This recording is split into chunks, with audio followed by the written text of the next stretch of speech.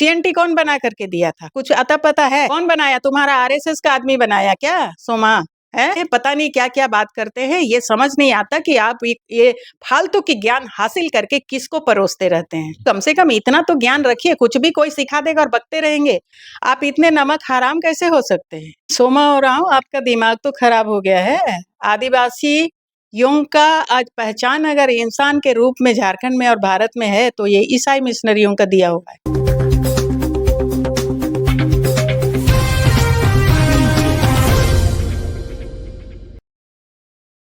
नमस्कार, जोहार। आप देख रहे हैं झारखंड स्वतंत्र खबर। आज एक अहम मुद्दा है कि जिस तरह से ईसाइयों पर लगातार आरोप लगाते रहे हैं जनजातीय सुरक्षा मंच के लोग, और बड़ा आरोप लगाते हैं कि उनको विदेशी से फंड मिलता है 52,000 करोड़। वो पाकिस्तानों से खतरनाक हैं। इस आदिवासियों के सबसे बड़ा दुश्मन ईसाई या चर्च हैं। ये सब तमाम बात करते रहते हैं। अभी हाल ही में एक प्रेस कॉन्फ्रेंस में जनजातीय सुरक्षा मंच के मीडिया प्रभारी सोमा उरांव ने ही इस आरोप लगाए हैं। तो हमारे साथ बातचीत करने के लिए सामाजिक कार्यकर्ता ज्योति भेंगरा हैं। तो हम उन्हीं से जानते हैं कि जो उनका बयान है या जो इंटरव्यू दिए हैं उसको कैसे देखते हैं ये। दीदी जोहार। जोहार आप सबों को। दीदी, जिस तरह से वो आरोप लगाए हैं जनजातीय सुरक्षा मंच के मीडिया प्रभारी कि ये आदिवासियों का सबसे बड़ा दुश्मन है तो ईसाई या चर्च है। कौन है वो? कौन है मीडिया प्रभारी? जनजातीय सुरक्षा मंच के मीडिया प्रभारी सोमा उरांव हैं। अच्छा, सोमा उरांव क्या कह रहा है? कि आदिवासियों का सबसे बड़ा दुश्मन ईसाई चर्च है। सोमा उरांव, आपका दिमाग तो खराब हो गया है। आदिवासी यों का आज पहचान अगर इंसान के रूप में झारखंड में और भारत में है तो ये ईसाई मिशनरियों का दिया हुआ है। आप इतने नमक हराम कैसे हो सकते हैं? आप इतने थैंक्सलेस कैसे हो सकते हैं? मगर आप हैं। ईसाई मिशनरी ना होते ये दुनिया जानती है, पूरा भारत जानता है, सबके जुबान पे ये है कि ईसाई मिशनरी अगर आज ना होते तो झारखंड में क्या भारत में हम विलुप्त हो गए होते। सीएनटी कौन बना करके दिया था? कुछ अता पता है? सीएनटी किस लिए बना था? सीएनटी एसपीटी किस लिए बना है? आदिवासियों का जमीन बचाने के लिए बना है। आदिवासियों की पहचान जल जंगल जमीन से है और उनका जल जंगल जमीन बचाने के लिए सीएनटी बना। और कौन बनाया? कौन बनाया? तुम्हारा आरएसएस का आदमी बनाया क्या? सोमा है? आदिवासी विरोधी सोमा उरांव आप हो और इतने थैंक्सलेस। ऐसे अपने समाज को बदनाम मत कीजिए। भोले भाले आदिवासी हैं और बहुत थैंक्सफुल होते हैं और सारे लोगों को लेकर साथ चलते हैं। इसीलिए भारत देश के प्रथम नागरिक और भारत देश को बसाने वाले आदिवासी हैं और वो सबको गले लगाकर जो विदेशों से आकर के भी यहाँ बसे हैं उनको लेकर के आज भारत देश बसा है। और आप यहाँ उन्हीं समुदाय के नाम से इतनी उल्टी सीधी बातें करते हैं। शर्म आनी चाहिए एक आदिवासी होने के नाते। आदिवासी आपकी तरह नहीं होते हैं।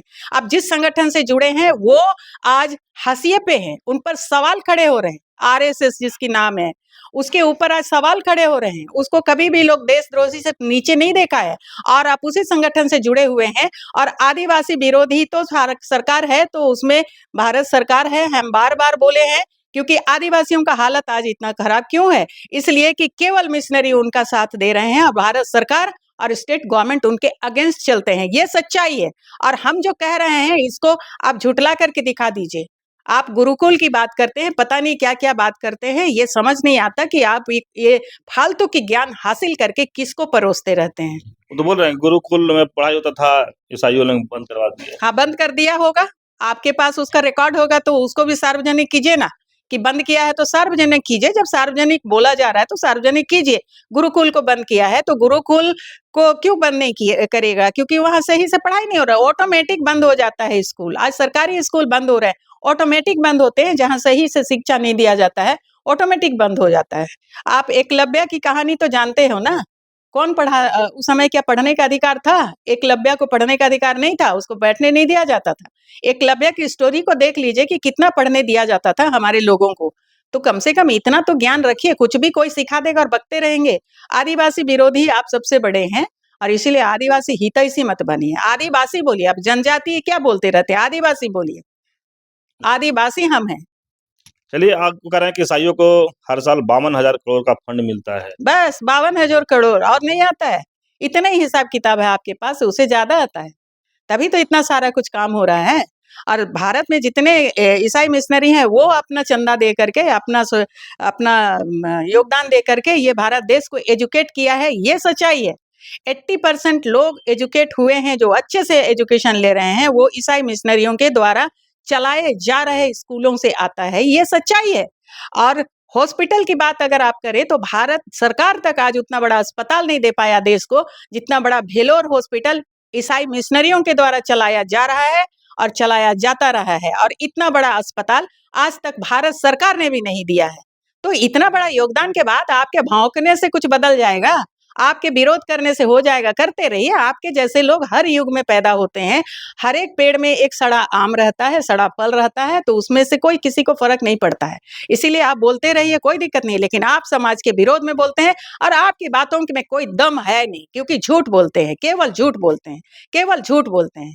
अब ईसाई मिशनरी का विरोध, आपके बाप दादों ने सबसे पहले ईसाई मिशनरी को चार उरांव लोग सबसे पहले छोटानागपुर में ईसाई धर्म को अपनाया था। बार बार हम बता रहे हैं इसी चैनल में और बहुत सारे चैनल में, ये इतिहास चिल्ला रहा है, आप उसको देख लीजिए। तो अपने आप को सोचिए, आपका जो कौम है वही अगर ये बहुत गलत है तो ये गलत में आप हैं, आपके बाप दादा हैं। आप बिरसा आबा के नहीं है। आप बिरसा आबा तो मिशनरी को भी छोड़ दिया था, तो सरना भी छोड़ दिया था। आप उसके रास्ते कहाँ चल रहे हैं? आप कहाँ कार्तिक बाबा की बात करते हैं? फालतू वाली बातें करते रहते हैं। कहीं और आरएसएस के स्कूल से पढ़ के आकर के यहाँ पर आप आदिवासी हितैषी बनते हैं। आप आदिवासी विरोधी है। चलिए, वो तो बोल रहे हैं कि पाकिस्तान से भी खतरनाक ईसाई लोग। बिल्कुल, पाकिस्तान से खतरनाक ईसाई लोग हैं और ईसाई मिशनरी यहाँ रहते हैं, इसीलिए पाकिस्तान ये जीत नहीं पाया इंडिया को। ये समझ के रख लो, जहां जहां ईसाई रहेंगे वहां वहां सुरक्षित रहेगा, ये समझ लो। और जहां जहां तुम जैसे लोग रहेंगे, आप जैसे लोग रहेंगे, वो लोग अपने ही समाज को खा जाने के लिए आमादा रहते हैं। जिस तरह की आपकी बौखलाहट दिखती है, डीलिस्टिंग, कोई नहीं डरता है, डरे हुए आप हो, चेहरा में डरे हुए आप हैं, इसीलिए लगे हुए हैं उसको डिलिस्ट करने के लिए। क्योंकि वो अगर जब तक लिस्ट में रहेंगे, किधर है?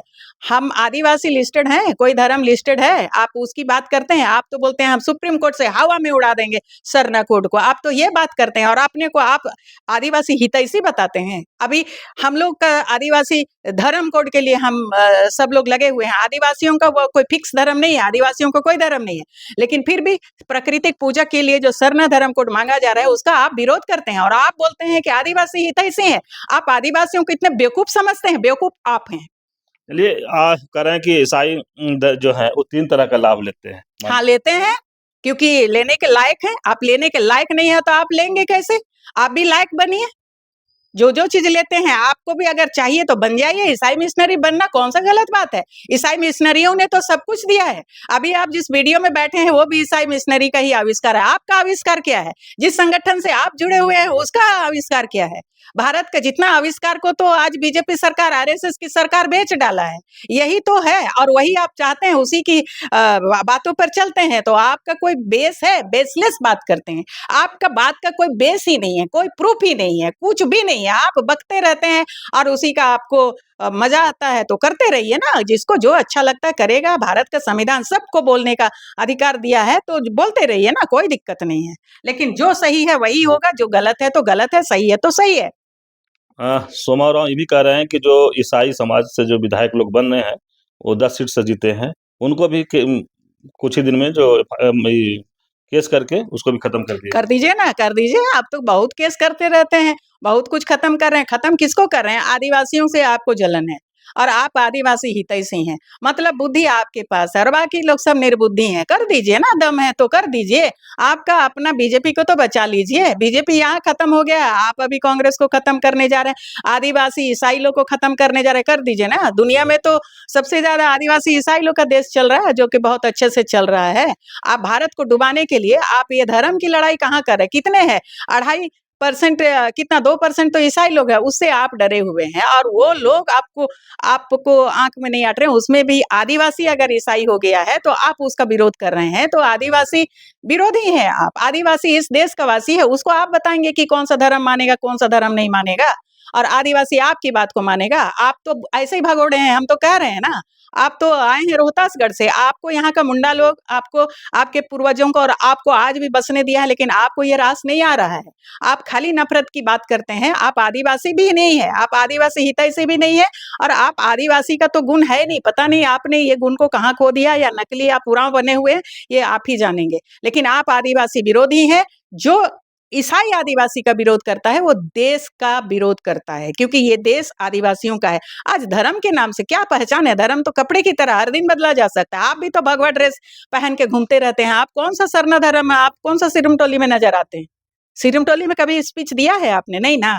और कार्तिक बाबा की बात करते हैं, कार्तिक बाबा ने तो सिरमटोली का ये हमारा सरना का जुलूस शुरू किया है। हम तो कभी देखे नहीं आपको। हम तो हर जुलूस में वहाँ जाते हैं। हम तो कभी देखे नहीं कि आप वहाँ पर कुछ गाना-वाना कर रहे हैं, कुछ कर रहे हैं, कभी देखा नहीं। और आप कैसे हो गए असली आदिवासी और असली सरना और पता नहीं क्या-क्या हैं? आप तो सनातनी हैं ना, सनातनी हैं आप। अभी आप सुने ज्योति भिंगरा की बात, जिस तरह से जनजातीय सुरक्षा मंच के मीडिया प्रभारी की बातों को खंडन किए, आप सुने और जिस तरह से कई सवाल भी खड़ा किए सोमवारों पर, और वो कह रहे हैं कि जिस तरह से आदिवासियों को तोड़ने का या खंड करने का वो ज्योति भिंगरा आरोप लगा रहे हैं। बोल रहे हैं कि और ये भी कहे कि वो हाँ, रोहतासगढ़ से आए थे, यहाँ मुंडाओं ने उनको बसाया था, उनको पूर्वजों को बसाया था, शायद अब उनको रास नहीं आ रहा है। तो इस तरह की खबर को देखने के लिए आप झारखंड स्वतंत्र से जुड़े रहिए। जोहार, नमस्कार।